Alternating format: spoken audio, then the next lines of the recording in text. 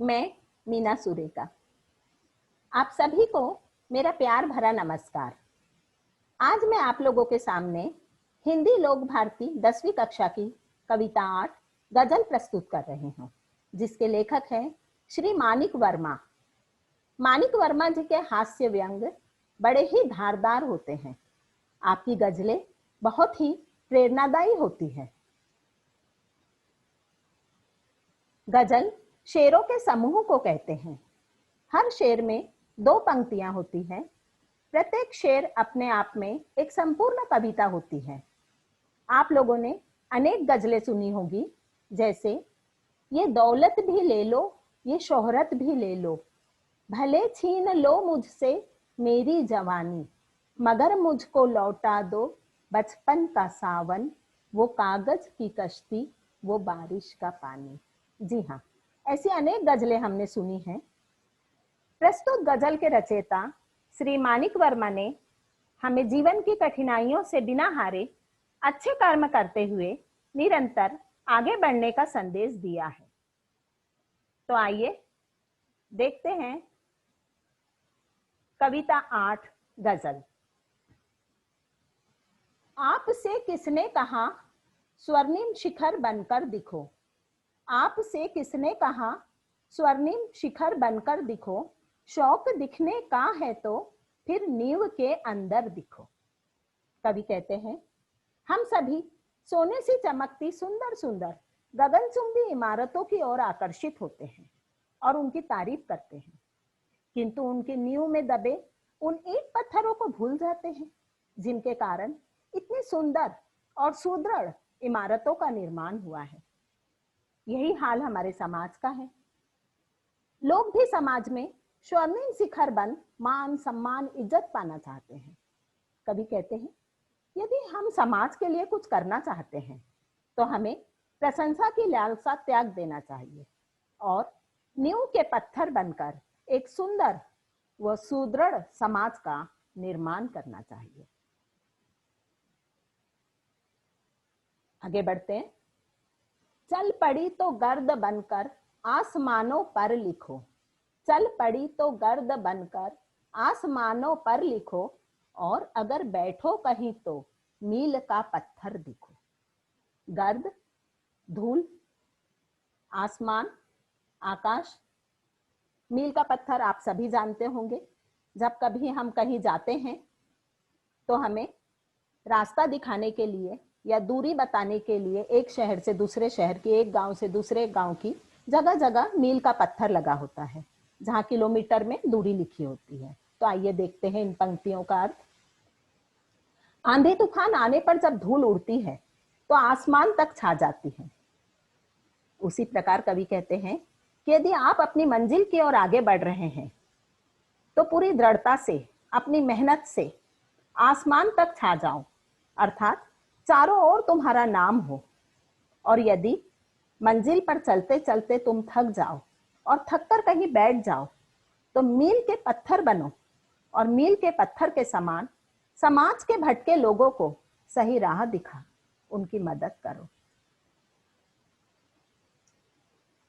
सिर्फ देखने के लिए दिखना कोई दिखना नहीं, सिर्फ देखने के लिए दिखना कोई दिखना नहीं, आदमी हो तुम अगर तो आदमी बनकर दिखो। कहते हैं ना, हर इंसान में मानवीय मूल्य होना चाहिए। भगवान ने पशु पक्षी मानव बहुत इस जगत में बहुत सारे सजीव प्राणी बनाया है, किंतु मानव उन सब में श्रेष्ठ है क्योंकि हम में मानवीय गुण है। लेकिन आज हमारे समाज में बाहरी सुंदरता को इतना महत्व दिया जा रहा है कि हर कोई सच संवर कर सुंदर दिखने की होड़ में लगा हुआ है, किंतु हमें यह याद रखना चाहिए कि हम इंसान, हम मानव भगवान की सर्वश्रेष्ठ रचना है। हम मानव हैं और हमें दया, प्रेम, त्याग, परोपकार जैसे मानवीय मूल्यों के द्वारा समाज में सबकी सेवा कर एक श्रेष्ठ समाज का निर्माण करना है।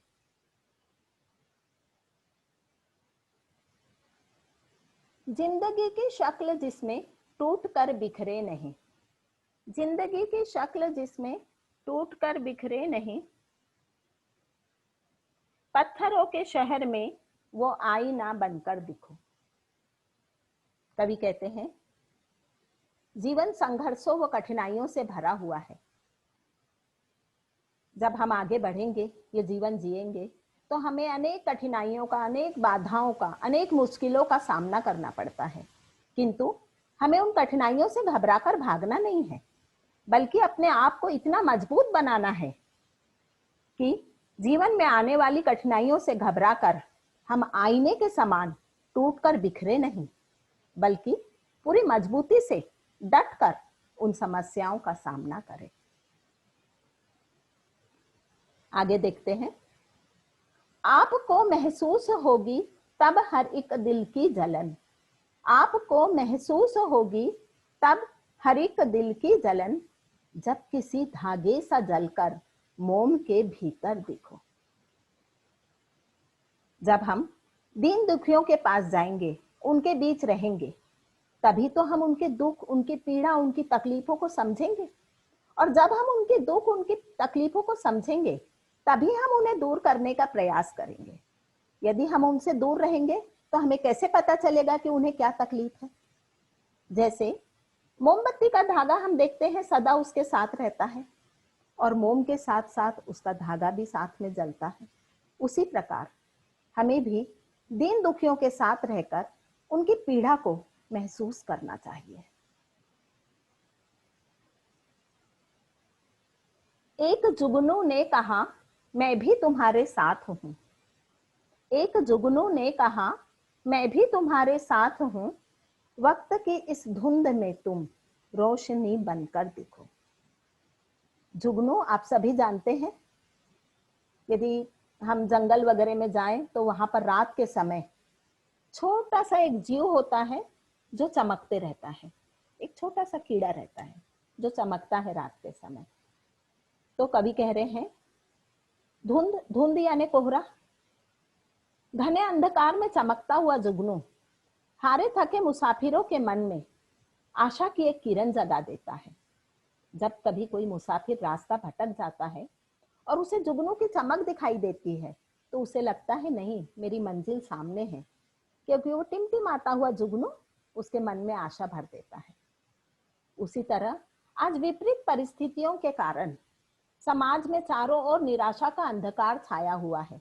लोगों को सही राह दिखाई नहीं दे रही है। ऐसे में हमें एक छोटी सी आशा की किरण बनकर लोगों के जीवन का सहारा बनना चाहिए, उनकी मदद करना चाहिए, उनके निराश जीवन में आशा उत्पन्न करना चाहिए। एक मर्यादा बनी है हम सभी के वास्ते, एक मर्यादा बनी है हम सभी के वास्ते, घर तुम्हें बनना है मोती सीप के अंदर दिखो। मर्यादा एक सीमा, घर यानी अगर, मोती और सीप तो आप जानते ही हैं। तो हम जिस समाज में रह रहे हैं वो एक सभ्य समाज है, और सभ्य समाज में कुछ कायदे, कुछ कानून व मर्यादा होती है। हम सभी को उन कायदे कानूनों का, उन मर्यादा का पालन करना पड़ता है। तो अपने आप को उसको बंधन मत समझो, उन मर्यादा को। कवि कहते हैं जिस तरह सीप के अंदर एक सुंदर व मूल्यवान मोती का निर्माण हो जाता है, उसी तरह समाज के सभी नियमों, वो सभी सीमाओं का पालन कर हमें अपने अच्छे कर्मों के द्वारा अपने आप को एक सुंदर पहचान दिलानी होगी, आगे बढ़ना होगा।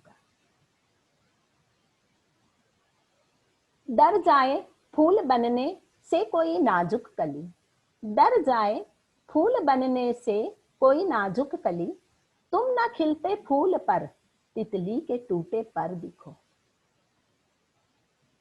कवि कह रहे हैं कि कोई कोमल कली फूल बनने से डर रही है। उसे ये डर लग रहा है कली को कि मैं जैसे ही फूल बनूंगी तो कोई तितली आएगी और मेरा पूरा रस चूस लेगी। इस डर के कारण वो खिलने से घबरा रही है। लेकिन तुम फूल को तितली से बचाने का प्रयास करो। तुम्हारा ये कर्तव्य है कि तुम कली को फूल बनने दो और उस फूल को तितली से बचाने का प्रयास करो। उसके डर को, उसके भय को उससे दूर करने में उसकी मदद करो। कोई ऐसी शक्ल तो मुझको दिखे इस भीड़ में, कोई ऐसी शक्ल तो मुझको दिखे इस भीड़ में, मैं जिसे देखूं उसी में तुम मुझे अक्सर देखो। शक्ल, चेहरा।